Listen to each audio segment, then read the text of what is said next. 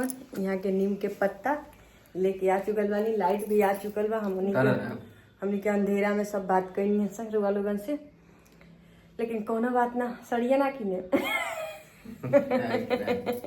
जरूर कि नहीं। हाँ ठीक है, तो रख दी कि नहीं, लेकिन अब तोरा पसंद से, नाम अपना पसंद से ले, हम खुद सामान आवे हरा साड़ी ले आए। पक्का पक्का एकदम गारंटी। लिखवा ले पेपर पर, कथी पर दस्तखत करवाई? दस्खत तो ना करम, ये गारंटी को देख ली लो। हमरा के पीस के पियावे ला लिए ली। ठीक, तो अब यहाँ के नाश्ता करें। हम चल रहा बानी। नाश्ता ना करें, देख लिए टिफिन पैक हो गई बा। ठीक, टिफिन पैक कर चुकल बानी। अभी जल्दी जल्दी में बानी, देखेंगे ना 9:30 हो चुकल बा, लेट होता है ऐसे ना। देखेंगे टिफिन में का बा, रोटी बा, भुजिया बा और सब्जी बा। ठीक बस हाँ ठीक, तो दिखाएं फिर बाद में। कैसे लाइट भी कट चुका रहा, काम नहीं रहा था, का करी छोटन बाबू। बाय चल रहा बानी हम टिफिन ले लेनी अपन। ठीक है, जल्दी आए।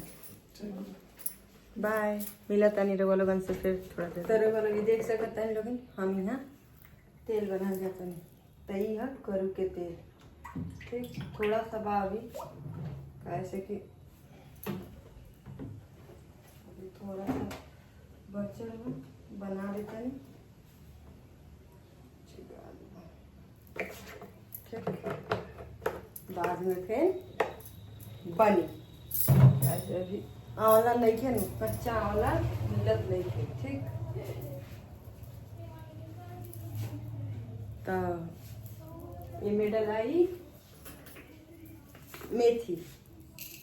मेथी दाना, मतलब देखी कि आधा लीटर तेल बा, तो हमें 100 ग्राम मेथी डलाई। ठीक, एकरा के हमनी के तो मेथी कहे नहीं, सब पता ना का कहल जाला, नहीं पता हमरा।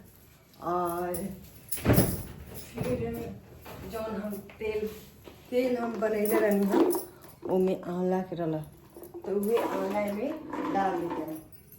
कैसे कि सूखा आंवला वाला खुद से सुखैले रहनी, पेड़ पर फरेला न, तो ओकरा के ऐसी करके कूट के, मतलब थोड़ा सा कूट के सुखैले रहनी है, तो बचल वाला तेल में डालले रहनी है, तो उहे डाल देनी है। कैसे अभी आंवला मिलत नहीं के।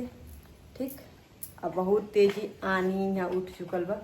ठीक, ओकरा बाद एमे डलाई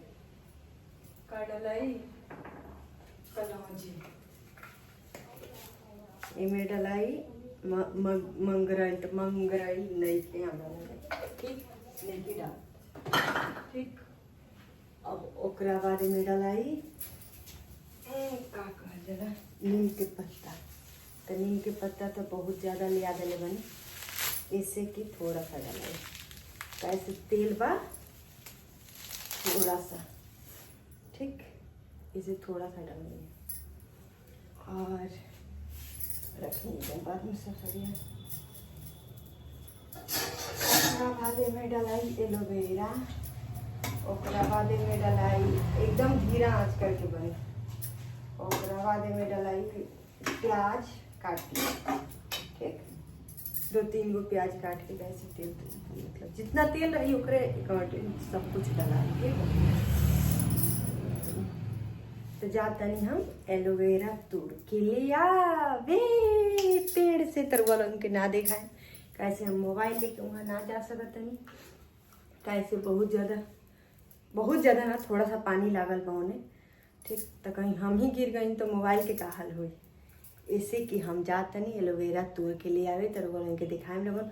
और छोटा छोटा बा, ज़्यादा बड़ा भी नहीं थे। तो आवत नहीं एलोवेरा लेके फिर मिलाता नहीं। तरुआ लोग भी देख सकता नहीं, बहुत कहीं है ना, बहुत छोटा पेड़ बा, तो थोड़ा सा एलोवेरा रला खटे तोड़ के ले आ लेनी। अब जाता नहीं एकरा के धो के डालाई। ठीक, बर्तन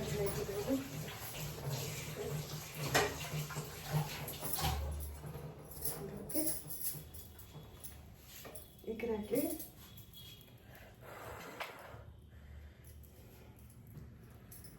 के हमार बाल बहुत छोटा छोटा रहे, बहुत छोटा छोटा।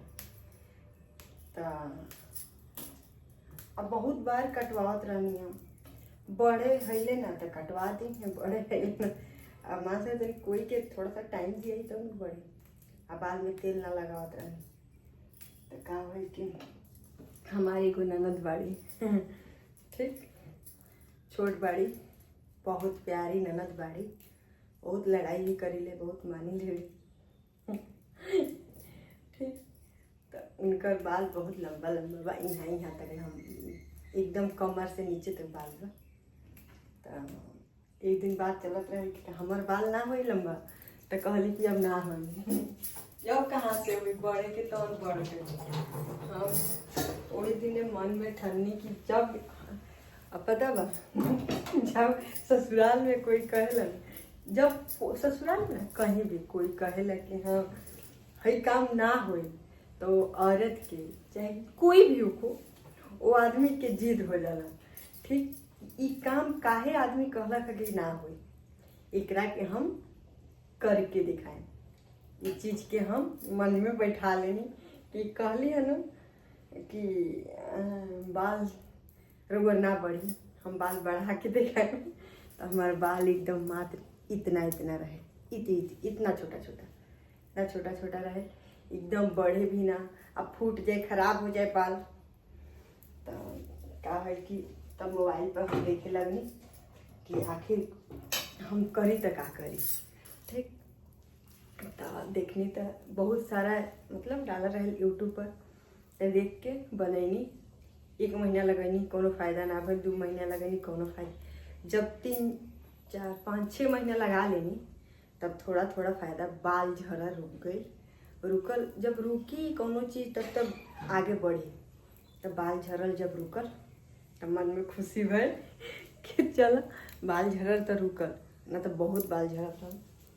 तो ओकरा बाद का होल कि बाल झड़ल रुक गई, ओकरा बाद धीरे धीरे धीरे धीरे 2 साल हो गए तेल लगा, 2 साल में थोड़ा सा बाल हमार अच्छा भइल बा, कैसे कि हम बहुत सारा तेल ही केस किंग फलाना ढेकाना बहुत सारा तेल लगा के हम थक चुका रहनी।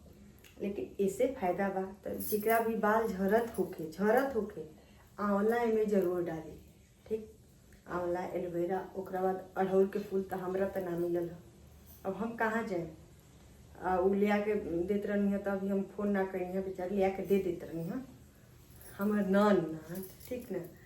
तो ना ऐसी कहनी है ठीक, कहना पड़नी है, बना देंगे थोड़ा सा अब कि बना देनी, एक बाद ज़्यादा बनाए, 1 कढ़ाई बनाए, जब मतलब 2 लीटर तेल बनाए तब मान के लगाए। तो अड़हुल के फूल भी डाल दें, उनमें आदि भी डाल दें, प्याज भी डाल दें, कलौजी भी डाल दें, मेथी भी डाल दें, और का बोले भिंगराई भी डाल दें, ओकरा बाद नीम के पत्ता भी डाल दें ठीक, हर चीज़ डाल के ओकरा बाद धीरा आंच करके जब सारा चीज़ जल के एकदम ब्लैक कलर पड़ जाए, सब जल जाए, तब तेल के छान के ठंडा होके रह दे, तेल के छान के डिब्बा में डाल दे और फिर बाल में लगाई, कोई भी लगा सकता ठीक, बाल जल